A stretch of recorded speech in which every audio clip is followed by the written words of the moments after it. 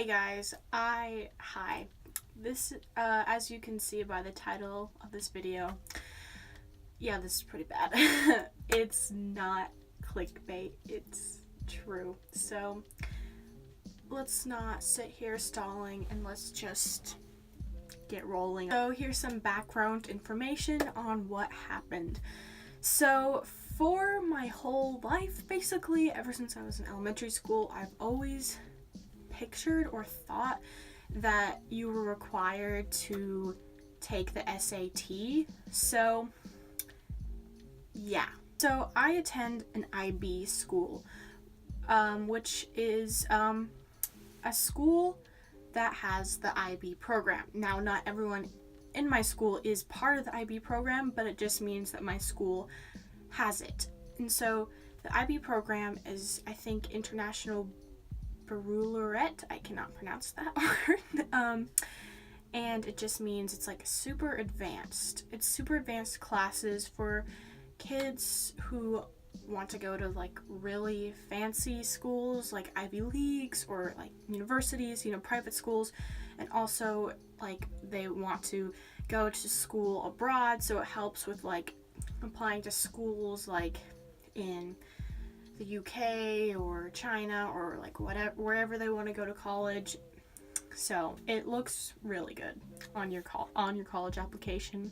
As you can see, my school is a very competitive environment. Even if you're not in the IB program, everyone's like wanting and caring very much about their rank and wanting to change their rank and wanting to get higher. People are very concerned about their grades, and we only get more and more pressure from the counselors, our teachers, our parents. There's posters all over school about taking the SAT, the ACT, AP tests, all of that. So I couldn't help but just kind of feel like, okay, well, I better sign up for this. So it was December of 2017, and that's like late semester in my junior year. So I heard other people talking about the SAT, so all of a sudden I was like, oh my god, I have to sign up for that. Like, it's my junior year. Duh, how could I forget? So, I went to my counselor's office and I was like, okay, how do I sign up for the SAT? She was like, okay. She gave me a piece of paper, and basically I followed all the instructions and I went on to College Board and I signed up for the test. And since it was already December when I was doing this, a lot of people had already signed up for the SAT. So I just didn't really know what I was doing, and I was signing up for it during study hall. So I was alone in my choir classroom just trying to figure this out. So they had tests for March, May, and June. March had like a few seats left at my school.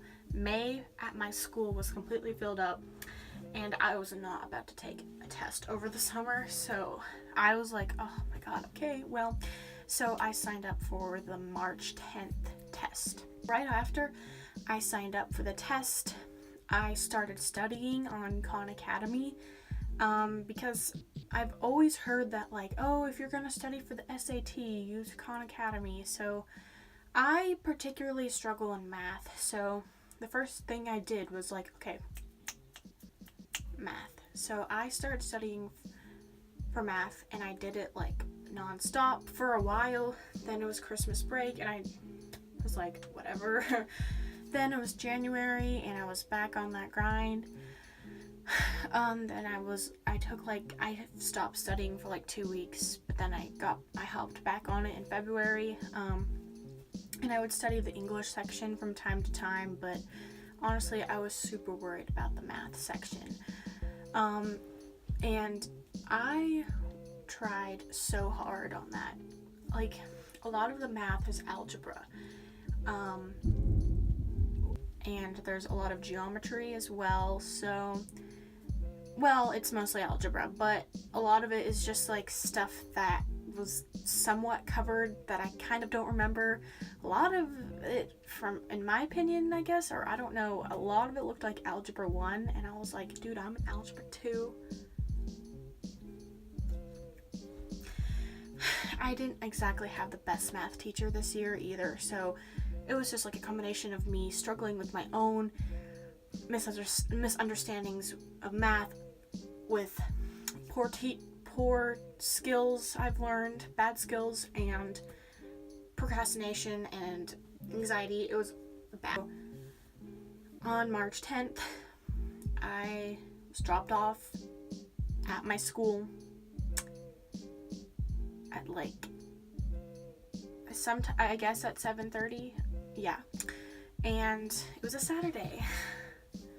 And I got in there, and a lot of the people there were not from my school, and it was kind of weird, honestly, but yep, I sat in my last name section,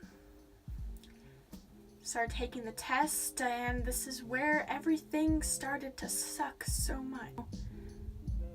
I completed the first part of the English section without any troubles, really. And then once we started the second part of the English section, there were some problems. So it was the beginning of spring, and I have allergies. And I started to sneeze, and my nose started to run. And it was a mess. It was, oh my god, when I think about it, it just, I didn't think that I would be allowed to get up during the middle of the test to go to the bathroom and blow my nose. So I was sitting there like this, literally like this, like snot going into my sweatshirt. So yeah, sitting during the test like this, and I'm sure the people sitting next to me were just like, what the heck?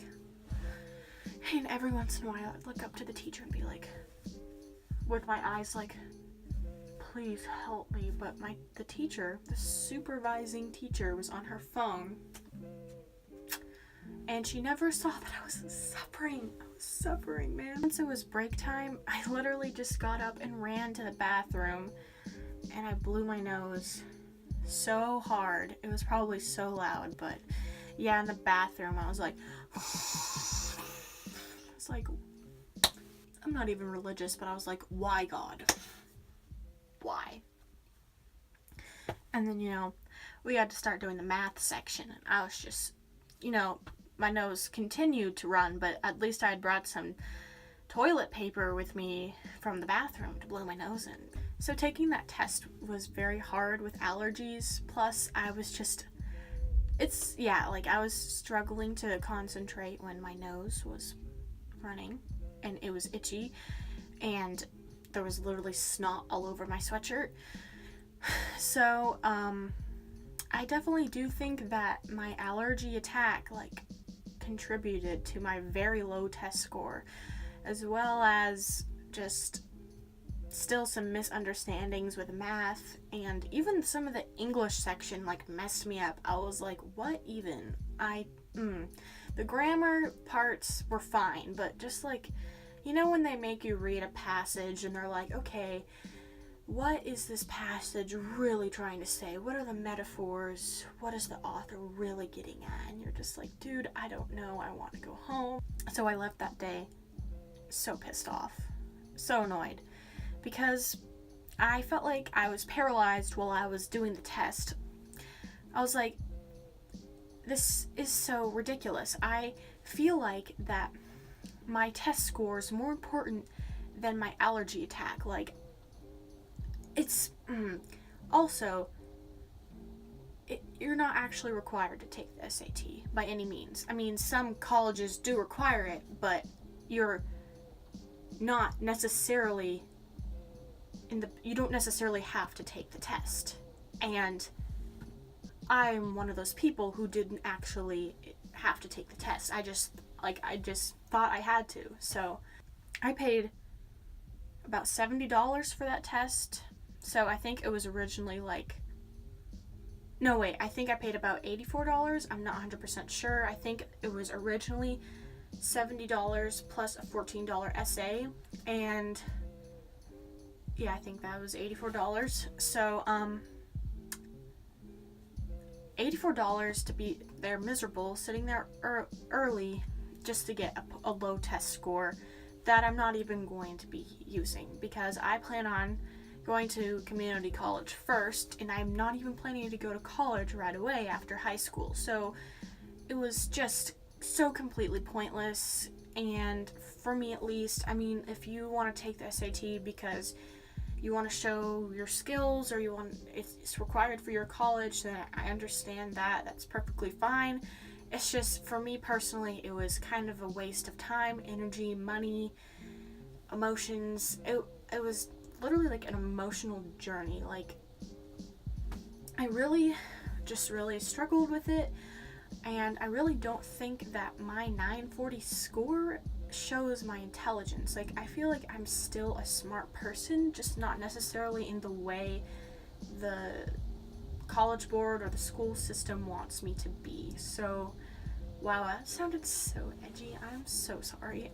If you want to like check out more stuff about college board, then I think I'll probably link a video down below about how college board is a monopoly.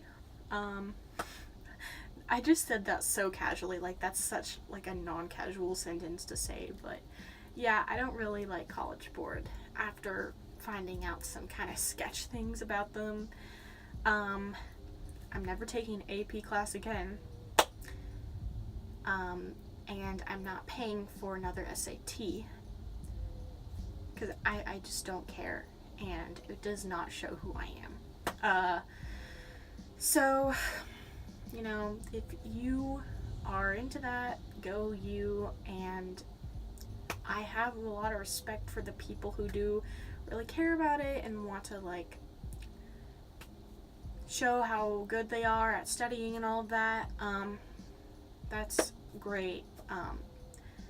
But I feel like everyone should just check before they take it. Like, just check if the college you want to attend requires it, because the SAT was pointless for me, at least. Yeah, 940, a 940.